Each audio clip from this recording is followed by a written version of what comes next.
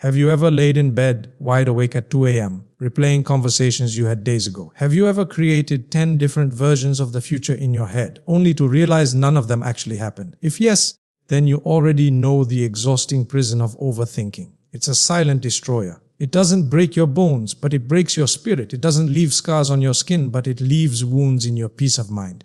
When we think about prisons, we often imagine iron bars, locked doors, and walls too high to climb. But the most dangerous prison is not built with bricks and steel. It is built inside the human mind. Overthinking is that prison, silent and invisible, yet powerful enough to trap people for years without them realizing they are imprisoned. Unlike the prisons we can see, this one is harder to escape because the guard is you, the chains are your own thoughts, and the sentence is often lifelong unless you decide to break free. Overthinking begins quietly. It doesn't announce itself with loud alarms. It creeps in slowly, whispering questions, making you doubt yourself, replaying conversations, and forcing you to analyze situations long after they are gone. One small thought turns into 1,000. You tell yourself, I am just being careful. I am just thinking it through. But in reality, you are no longer thinking. You are circling. You are not solving, you are sinking. Overthinking doesn't move you forward. It keeps you running in place like a prisoner pacing inside a cell. Think about how much of life is lost in this mental trap. Hours that could have been spent with family are wasted in rehearsing imaginary conversations. Energy that could have been used to build dreams is consumed by doubts about what could go wrong. Nights that should bring rest turn into battles of endless mental chatter. Overthinking robs people of the very thing they need most: peace. And peace, once lost, is not easily regained. The most dangerous part of this prison is that many people do not even realize they are locked inside. They think it is normal to replay their mistakes hundreds of times. They think it is normal to worry about 10 different futures at once. They think it is normal to keep analyzing every little word someone said. But what they call normal is in fact mental captivity. It is self-sabotage disguised as caution. It is fear wearing the mask of wisdom. You see, the mind is a powerful servant, but a terrible master. When you let your mind take control unchecked, it builds walls around you. It tells you that you are not ready, that you are not good enough, that you might fail, that others are judging you,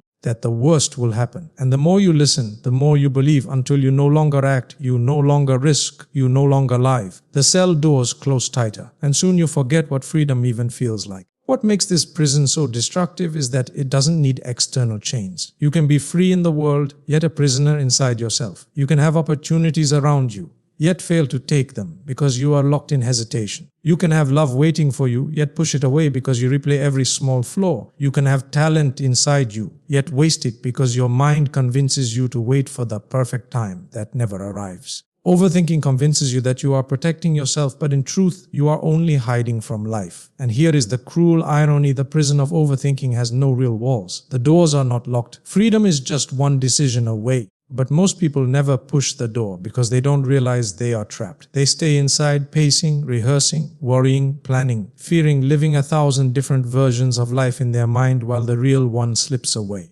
Imagine someone standing at the edge of a pool, wanting to swim. They think of the water, they measure the depth, they calculate the risks, they wonder how others will see them. They imagine the embarrassment of failing. Minutes turn to hours, days turn to years. The pool of life is there waiting, refreshing, full of lessons and joy, yet they never jump. That is what overthinking does. It keeps you forever preparing but never living. If you have ever felt paralyzed by your thoughts, if you have ever delayed decisions until the opportunity was gone, if you have ever lost sleep over things that were out of your control, then you know the suffocating weight of this silent prison. It doesn't destroy you in one moment. It slowly eats away at your confidence, your joy, your courage, until you become a shadow of who you were meant to be. But the first step to breaking free is awareness. To realize that the prison exists. To recognize that your thoughts are not always your allies, that the endless chatter in your mind is not wisdom but fear, that true thinking is clear, purposeful, and leads to action, while overthinking is repetitive, circular, and leads to paralysis.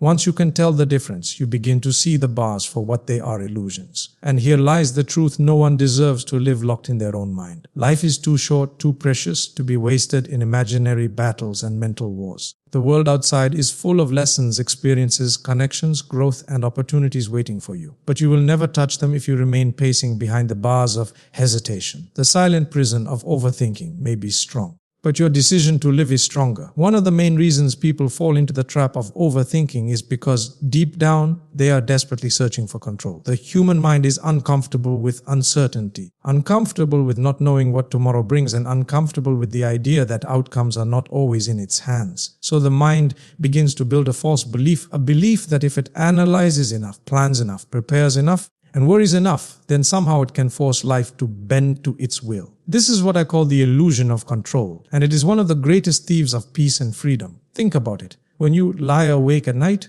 replaying what someone said, what are you really doing? You are trying to control how that conversation is remembered, how it is interpreted, how it might affect the future. When you sit for hours debating whether to make a choice, imagining every possible outcome, what are you really doing? You are trying to control tomorrow before it even arrives. And when you dwell endlessly on the mistakes of yesterday, you are trying to control the past, hoping that by reliving it in your head, it will somehow change. But the truth is, no matter how much time you spend in these mental loops, the past remains the same and the future remains beyond your grasp. The only thing you can touch, the only thing you can shape is the present moment right in front of you. This is the danger of the illusion of control. It convinces you that your worry is productive. It makes you feel that your fear is a form of protection. It whispers that if you don't think of every possibility, you will be caught off guard. But this is nothing more than a trick of the mind. Worry is not protection. Fear is not preparation. Overthinking is not problem solving. It is simply running in circles, exhausting yourself without moving forward. Life has a way of reminding us that we are not the ultimate controllers of outcomes. People plan their lives to perfection, but a single unexpected event can change everything. People imagine every possible risk, but life still surprises them with challenges they never saw coming. This is not a reason to despair. It is a reason to accept reality. The truth is, life was never designed to be fully predictable. If it would, there would be no growth, no learning, no discovery, no need for faith. The uncertainty of life is not an enemy. It is the very soil in which courage, creativity, and resilience grow. When you overthink because you want control, you are fighting a battle you can never win. You cannot control what people think of you. You cannot control how every detail of tomorrow unfolds. You cannot control every obstacle that may appear on your path. The sooner you accept this, the lighter your mind becomes. Control is an illusion, but trust and acceptance are freedom. Imagine holding sand in your hand. The tighter you grip it, the faster it slips away. But when you open your palm and hold it gently, it rests peacefully. Life works the same way. The more you force it, the more it escapes you. But when you accept it, when you trust the flow, when you release the obsession with absolute control, you begin to experience real peace. The irony is that the more you chase control through overthinking, the less control you actually have. You waste time worrying instead of acting. You lose opportunities because you are paralyzed by endless possibilities. You damage relationships because you cannot stop doubting and dissecting. You ruin your health because the stress of control eats away at your body. In trying to master everything, you end up mastering nothing. The real strength lies not in controlling every outcome, but in controlling your response to whatever outcome comes. You may not control the storm, but you can control how you sail through it. You may not control what people say about you, but you can control how you treat them and how you carry yourself. You may not control every door that closes, but you can control your decision to knock on the next one. That is real power. That is real freedom. Letting go of the illusion of control is not weakness. It is wisdom. It does not mean giving up responsibility. It means focusing your energy on what you can influence and leaving the rest to unfold naturally. It means taking the best step you can today and trusting that tomorrow will bring what it must. It means understanding that your thoughts cannot dictate life. They can only prepare your heart to face it. So the next time you find yourself spiraling in overthinking, ask yourself this simple question. Am I trying to control something that was never mine to control? If the answer is yes, release it. Stop rehearsing what you will say in a conversation that has not even happened yet. Stop trying to fix the past with thoughts that cannot change it. Stop trying to guarantee the future with fear that cannot protect you. Take a breath. Take a step and remind yourself that life has always been bigger than your plans. When you release the illusion of control, you begin to live lighter. Decisions become clearer because you are no longer weighed down by endless possibilities. Relationships become stronger because you no longer suffocate them with doubt. Peace becomes possible because you no longer fight battles in your head that you cannot win. The mind becomes a tool again instead of a prison. In the end, you do not need to control everything to live a meaningful life. You only need to control how you think, how you act, and how you choose to move forward in the present moment. The rest will take care of itself. And once you embrace that truth, overthinking begins to lose its grip and life begins to feel like freedom again. Everything in life comes at a cost. Success requires effort. Relationships require patience. Growth requires struggle. But what most people don't realize is that overthinking also comes with a cost. And it is far greater than they ever imagined. The price of overthinking is not measured in money, but in moments of peace, in missed opportunities, in wasted energy, and in a life half lived. It drains you slowly, silently, until you look back and realize how much time you lost to thoughts that never brought you forward. Overthinking steals your time first. Hours vanish into endless loops of what if. A simple decision that could take 2 minutes becomes an exhausting mental debate that lasts days. Should you call? Should you not call? Should you take the job? Should you wait? Should you speak? Should you stay silent? The mind spins and spins, trying to analyze every possible outcome until the decision itself becomes blurred. And in that endless hesitation, time, your most precious resource, is slipping away, never to return. It also steals your energy. Thinking is not free. It costs energy. Your brain burns fuel with every thought, and when you think in circles, you drain yourself without progress. That's why people who overthink feel tired even when they've done nothing. They wake up feeling heavy, go through the day exhausted, and fall asleep restless. It is not their body that is worn out, it is their mind. Overthinking creates mental exhaustion so deep that it can even make your body feel weak. But the cost goes deeper.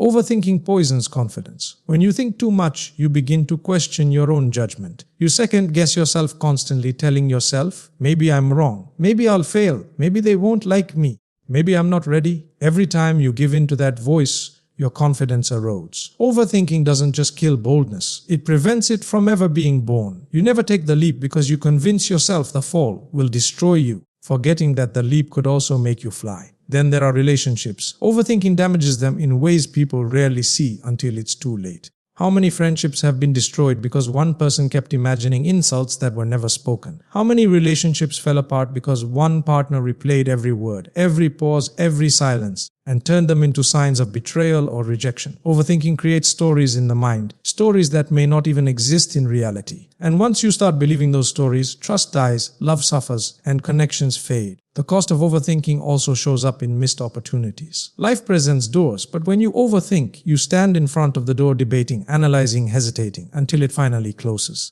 That job application you never sent because you kept editing it. That conversation you never started because you kept imagining rejection. That dream you never pursued because you kept waiting for the perfect time. The truth is, opportunities don't wait for overthinkers. They pass by quietly and quickly, and they rarely come back. And perhaps the most painful cost of all is peace of mind. Overthinking keeps your mind stuck in the past or the future, never in the present. You relive mistakes that cannot be changed. You imagine futures that may never happen. You live everywhere but here, and in doing so, you lose the only thing that is real, the present moment. Peace does not live in the past. Peace does not live in the future. It lives in the now. And when your mind refuses to rest in the now, you will never know true peace. The tragedy is that most people don't realize how expensive overthinking really is until it's too late. They think, it's just who I am, I'm just a deep thinker. But there is a difference between deep thinking and destructive thinking. Deep thinking leads to wisdom. Destructive thinking leads to paralysis. One gives you clarity, the other robs you of life. And the longer you allow destructive thinking to dominate, the higher the cost becomes. Think of all the laughter that never happened because someone was too busy worrying. Think of all the adventures missed because someone was too afraid to take a step. Think of all the love never experienced because someone couldn't stop imagining rejection. Think of the countless nights of sleep stolen by thoughts of things that never came to pass. The cost of overthinking is not just stress. It is the loss of joy, of growth, of connection, of life itself. But here is the most sobering truth: overthinking costs you your future. Because every time you stay stuck in hesitation, the future you could have built moves further away. The version of you that is bold, free, courageous, and fulfilled, that version remains a dream because you never allowed yourself to step into it. In chasing control through thought, you lost control of your destiny. And there is no refund for that. When you truly understand the cost of overthinking, you begin to see why it must be escaped. It is not harmless. It is not just the way you are. It is a thief of time, energy, confidence, relationships, opportunities, peace, and destiny. And unless you stop paying the price, it will take everything you have to give until nothing remains but regret. So the next time your mind begins to spiral, remind yourself, this is costing me something valuable. This is costing me my peace, my time, my life. And then ask yourself, are you willing to keep paying that price, or is it finally time to walk away? Because freedom begins the moment you decide that the cost of overthinking is too high to continue paying. Fear is one of the strongest forces in the human mind. It whispers worst-case scenarios, paints pictures of failure, and convinces you that danger is waiting at every turn. When fear rules the mind, overthinking becomes inevitable. You replay mistakes because you are afraid of repeating them. You delay decisions because you are afraid of making the wrong one. You imagine 10 different futures because you are afraid of being unprepared.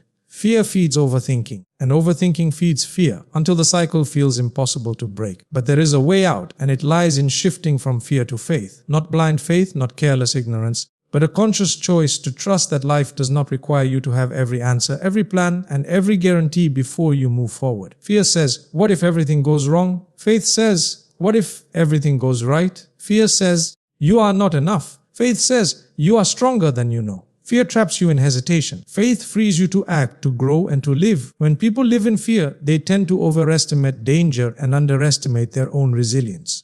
A small challenge becomes a mountain. A single risk becomes a disaster waiting to happen. A possibility of failure becomes a certainty in the mind. And so they think and think and think as though worrying more will somehow erase the fear. But it never does. Worry does not remove tomorrow's problems. It only drains today's strength. Fear convinces you that endless analysis will save you, when in reality it is keeping you locked in place. Faith works differently. Faith does not guarantee that life will be free of challenges. It does not mean everything will go according to your plan. Faith simply means trusting that whatever comes, you will face it, you will handle it, and you will grow from it. Faith is not the absence of fear. It is the decision to walk forward despite it. It is the belief that you do not need to see the entire staircase to take the first step. Shifting from fear to faith changes the way you see the world. Instead of viewing uncertainty as a threat, you begin to see it as an opportunity. Instead of asking, what if I fail? You begin to ask, what will I learn? Instead of obsessing over what you cannot control, you focus on what you can do today. Fear keeps you looking at the storm. Faith keeps you looking at the path through it. The truth is, faith is already inside you, but overthinking buries it beneath layers of doubt. Think about all the times you worried endlessly about something,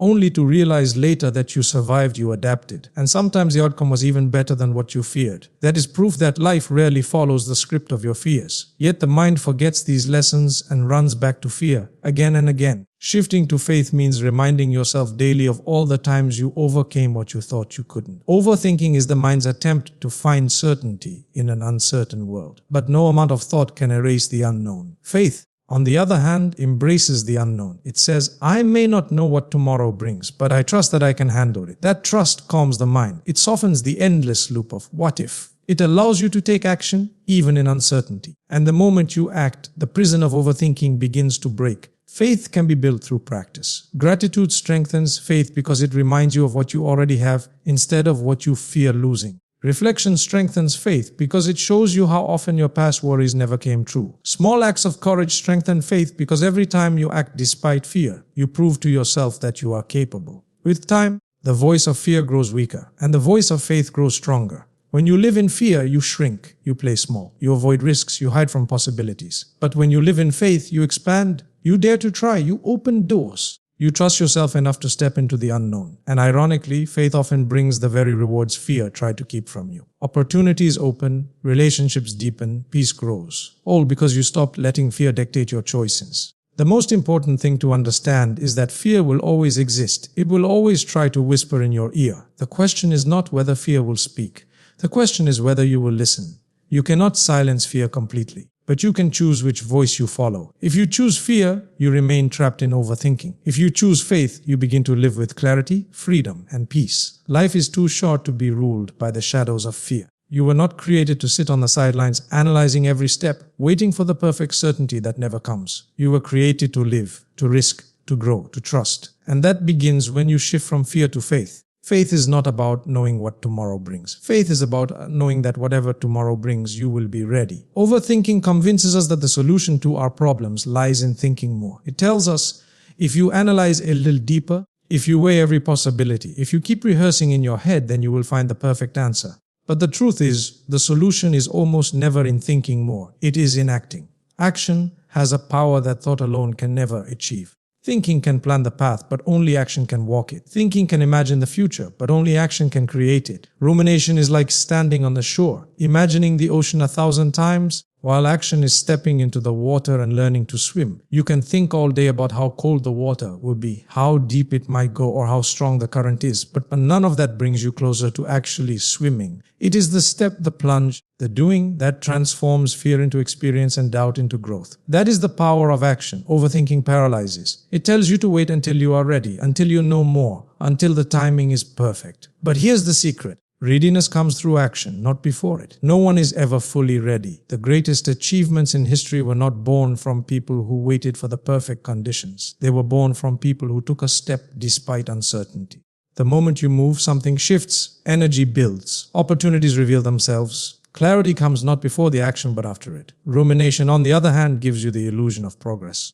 You feel like you are doing something because your mind is busy, spinning and analyzing. But in reality, you remain exactly where you were. You can spend days thinking about how to get healthier, reading articles, planning diets, researching exercises, but none of it will change your body until you take the simple action of moving, of eating better, of starting. A single walk outside is worth more than a week of mental debate. Action also breaks fear. When you act, even in small ways, you prove to yourself that the world is not as frightening as your mind imagined. You may stumble, you may fail, but failure itself teaches you more than endless thinking ever could. Failure refines you, it strengthens you, it builds resilience. Rumination, in contrast, shields you from failure, but in doing so, it also shields you from growth. The irony is that the more you think to avoid mistakes, the more mistakes you make by doing nothing at all. Think about the opportunities lost because someone refused to act. A person who wanted to start a business but spent years researching instead of starting. A person who wanted to confess their feelings but kept rehearsing conversations until the chance was gone. A person who wanted to write a book but kept outlining chapters without ever writing a page. Thinking is necessary, yes, but without action, dreams remain locked inside your head. The world does not change because of ideas. It changes because of actions built on those ideas. Action is also a healer. When your mind is heavy with worry, movement can bring relief. Doing something, even something small, shifts your focus away from endless thought. It gives you proof that you are not powerless. For example, when you feel overwhelmed by work, taking a small step like writing a list or finishing one task can break the mental fog. When you feel anxious about a decision, taking one concrete action toward a choice gives you direction. Action grounds you in reality, while rumination drifts you further into the clouds. One of the greatest lies overthinking tells is that action must be big to matter. But small actions repeated consistently transform lives. Writing a single page a day creates a book. Saving a little every week creates financial freedom. Speaking a kind word daily builds deep relationships. Small steps compound into massive change. Rumination, however, convinces you to wait until you can take the big step, the perfect step, the flawless step. But perfection is an illusion. Progress belongs to the one who moves, not the one who waits. When you look at the lives of those who succeed, you'll see that their secret is not endless thought. It's decisive action. They make mistakes, yes. They learn, yes. They stumble, yes. But they move. And every move brings them closer to clarity. Every move teaches them what thinking could not. Meanwhile, those who stay stuck in rumination often become experts in planning but strangers to doing. And life rewards doers, not dreamers who never act. The truth is, you don't need to know the entire path to take the first step. You don't need to see the whole picture to place the first stroke. You don't need to have every answer to begin. Action has a magic to it. Once you start, momentum carries you forward. The hardest step is always the first, but once taken, it makes the next one easier. So, whenever you feel trapped in overthinking, remind yourself one action will teach me more than 100 thoughts. Instead of asking, what if I fail? Ask, what if I learn? Instead of waiting for confidence before acting, act first, because confidence grows from experience, not from thought alone. In the end, life is not lived in your head. It is lived in your choices, your movements, your actions. Rumination steals that life away, leaving you with only regrets. But action, no matter how small, creates change, builds courage, and leads you closer to the life you desire. Do not wait for the perfect moment. Do not wait for every doubt to disappear.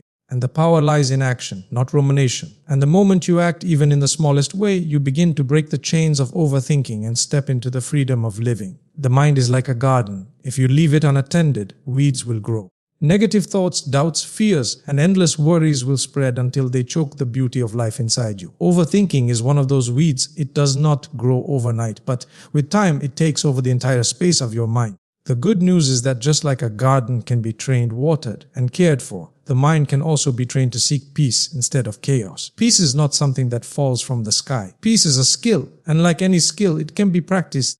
developed and mastered. Training the mind for peace begins with awareness. You cannot silence thoughts if you do not notice them. Most people live on autopilot, carried away by their thoughts as though the mind is the master and they are the servant. But the truth is the opposite. Your mind is your servant, not your ruler. The first step to peace is reclaiming that role. It is learning to observe your thoughts without being consumed by them. When you notice your mind spiraling into overthinking, pause and remind yourself, this is just a thought. I do not have to follow it. That awareness alone can break the endless loop. Peace also comes from gratitude. When the mind is busy counting blessings, it has little time to rehearse worries. Overthinking thrives on what you lack, what went wrong, and what might fail. Gratitude shifts your focus to what you already have, what is already working, what is already beautiful in your life. A grateful heart does not mean life is perfect. It means you are choosing to notice the good even in imperfection. And the more you practice gratitude, the less power fear and doubt have over you. Another powerful way to train the mind is through reflection. Look back at your past and notice how many of the things you once worried about never came to pass. Think of the nights you stayed awake, imagining the worst outcomes that never happened.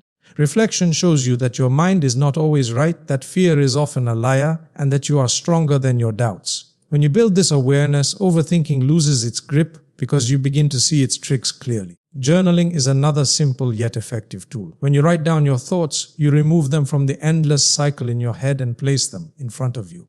On paper, they often look smaller than they felt inside. Writing brings clarity, and clarity brings peace. A confused mind overthinks, a clear mind can rest. Even writing a few sentences daily can reduce the noise inside you and create space for calmness. Peace also requires boundaries. Just like you would not allow strangers to walk into your home and make a mess, you should not allow every thought to enter your mind and stay as long as it wants. Training the mind for peace means deciding which thoughts deserve your attention and which do not. When a thought brings fear, self-doubt, or unnecessary worry, you can choose to release it. You can say to yourself, this thought does not serve me, and let it go. It sounds simple, but with practice, it becomes a powerful habit. Another way to cultivate peace is through stillness. In a world full of noise, silence is medicine for the mind. Whether through prayer, meditation, or simply sitting quietly, moments of stillness train the mind to rest. Overthinking thrives in chaos, but silence tames it. Stillness is not about emptying the mind completely.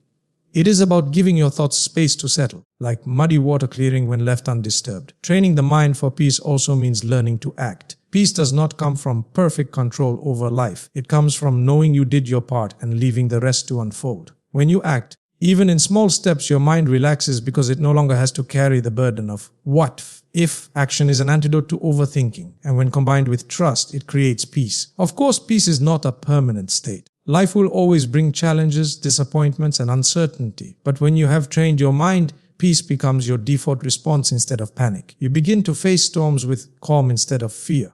You begin to see setbacks as lessons instead of punishments. You begin to live in the present instead of being trapped in the past or future. The most important thing to remember is that peace is a daily practice. Just as a muscle grows stronger with exercise, the mind grows calmer with discipline. It takes effort, it takes patience, but the reward is priceless. A peaceful mind is free from the chains of overthinking. A peaceful mind can love more deeply, work more effectively, dream more boldly, and live more fully. So train your mind as you would train a garden. Remove the weeds of worry, plant seeds of gratitude, water them with action, give them sunlight through reflection, and protect them with boundaries. In time, your mind will not be a battlefield but a sanctuary. And in that sanctuary, you will discover that peace was never far away. It was always within you, waiting to be chosen.